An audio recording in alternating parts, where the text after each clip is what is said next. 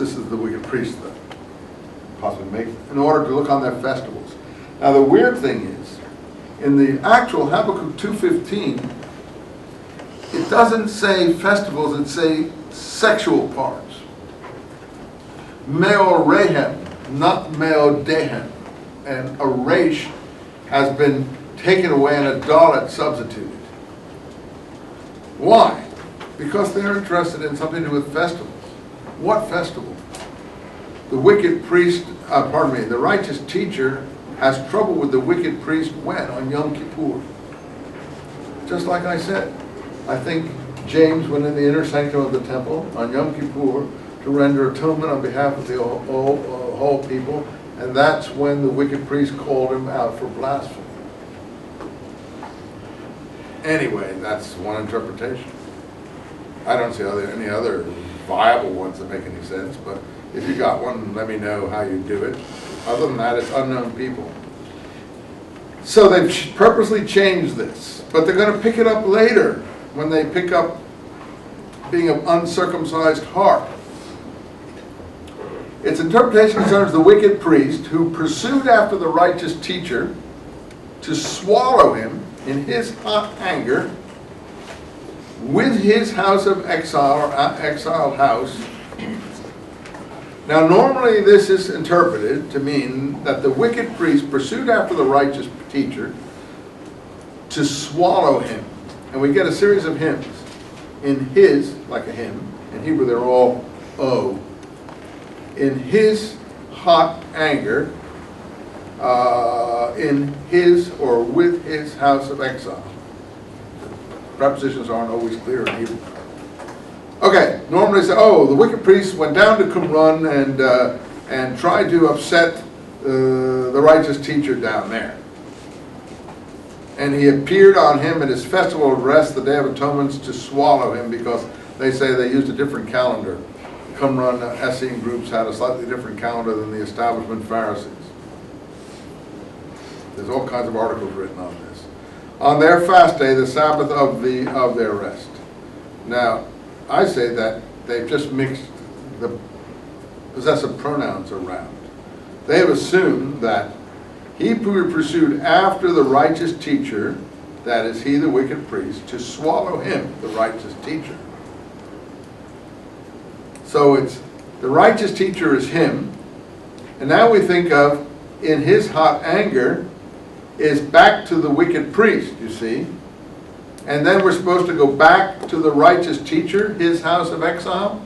No, I think that in fact, his Beit Galut, it says. Beit Din in Hebrew means a trial. Beit Mishpat means a place of trial.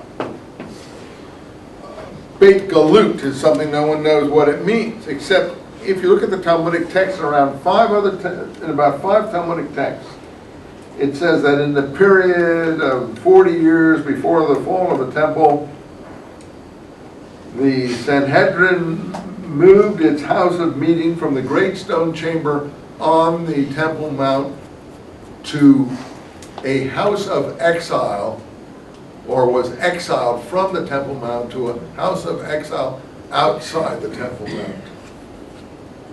I don't know why, something to do with the death penalty being given and so on and so forth. So they actually used the word that the Sanhedrin was exiled from the Temple Mount, the Beit HaMikdash. So it was exiled from the Beit Galut. Galut is exile. So I say that actually the house of exile is the place where these trials took place, not on the Temple Mount. And so the wicked priest pursued a trial against the righteous teacher to swallow him in his hot anger in his exiled house. That is the wicked priest's exiled house, not the righteous teacher's exiled house. You know, in Jesus in the New Testament, he's first taken where for a trial? To the house of the high priest. To the house of the high priest. Now, I'm not saying this is Jesus, but I'm saying the parallel usages are there. So I think that, again, the Qumran scholars have this all wrong. House of exile does not refer to the righteous teacher. It goes righteous teacher, wicked priest, wicked priest. Instead of righteous teacher, wicked priest, righteous teacher.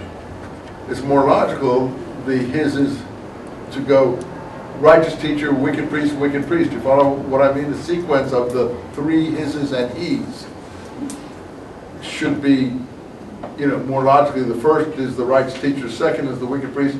If the second is the wicked priest, it shouldn't swing back then to the righteous teacher. The third should be the wicked priest, and that's what I say it is. Who knows? These are very complex things. You have to think about that. But look, they cause him to stumble.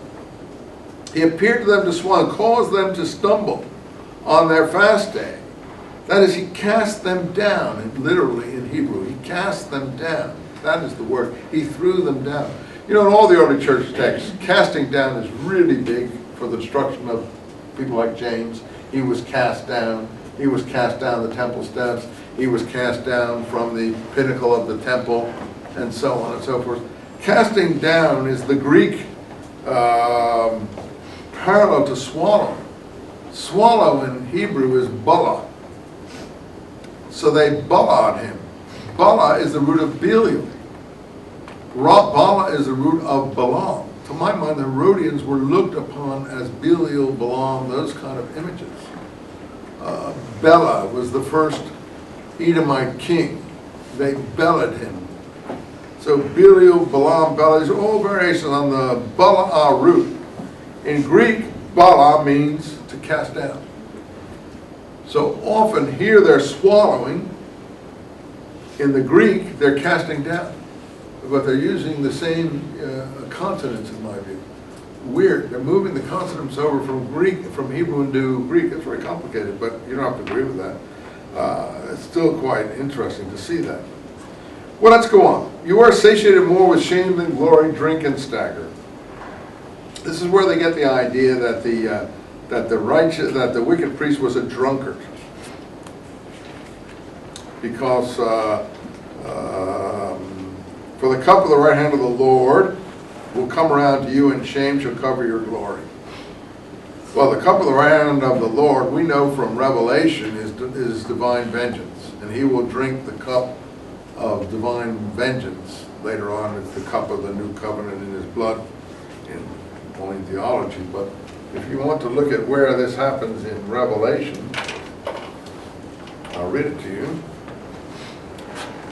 Revelation, another parallel here, if I can find it quickly for you.